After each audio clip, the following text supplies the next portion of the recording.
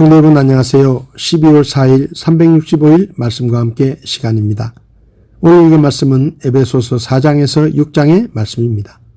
4장에서는 그리스도 안에서 하나 되게 하시려는 하나님의 계획과 목적을 위한 교회의 역할, 성도의 교회 생활의 실제적 지침이 제시됩니다. 교회가 하나 된 것과 그 하나 된 교회 성도들이 각자가 받은 직분은 하나님 은혜의 선물임을 교훈합니다.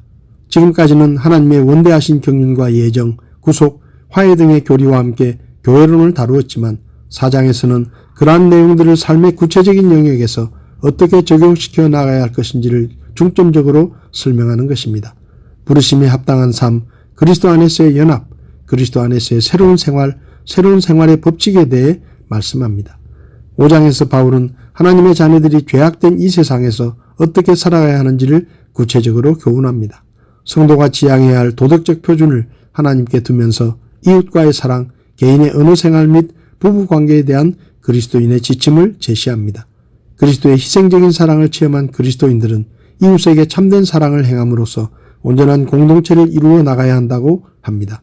그리고 바울은 남편과 아내 간의 사랑과 복종의 관계를 그리스도와 교회와의 관계로 비유하여 설명하므로 그리스도의 사랑을 따라 행하는 삔된 자녀들의 사랑의 삶이 실제적인 모델을 제시합니다. 6장에서 바울은 부름받은 성도의 실제적인 삶의 구체적 방법을 제시합니다. 5장 후반부에서 다룬 올바른 부부관계에 이어 부모와 자녀 관계를 통해 계속해서 가정생활에 대한 교훈을 하면서 아울러 성도들로 하여금 영적 투쟁을 위하여 대비할 것을 권고합니다. 그리고 사회생활의 윤리도 종과 상전의 도리를 통해 제시합니다. 가정과 사회 속에서 하나된 성도들은 하나님의 뜻과 계획이 성취될 때까지 영적 전쟁은 계속될 것이며 이러한 사탄과의 영적 전투에서 승리하기 위해서 하나님의 전신갑주를 입으라고 당부하며 에베소서를 마무리합니다. 오늘 제 마음에 와닿은 말씀은 에베소서 6장 14절에서 17절의 말씀입니다.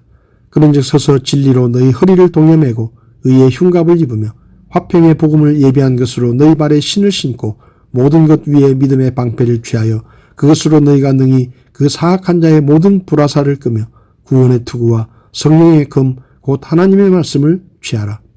바울은 성도의 삶을 영적 싸움이라고 하며 우리의 씨름은 혈과 육을 상대하는 것이 아니요 통치자들과 권세들과 이 어둠의 세상 주관자들과 하늘에 있는 악한 영들을 상대하는 전쟁이라고 했습니다.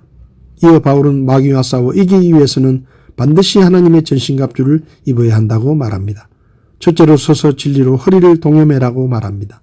여기서 말하는 진리는 하나님의 말씀인데 성도가 하나님의 말씀으로 허리를 동여매고 있어야 마귀의 거짓을 분별할 수 있고 속아 넘어가지 않을 수가 있습니다. 둘째로 의의 흉갑을 입으라고 말합니다. 흉갑은 가슴을 보호하기 위한 장비로 우리의 마음을 지키라는 의미입니다.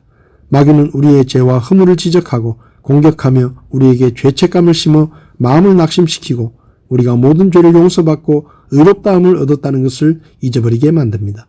성도는 이미 하나님께서 우리를 의롭다 하셨다는 것을 마음에 새기고 마귀가 주는 죄책감에 사로잡혀 낙심하는 일이 없어야 합니다.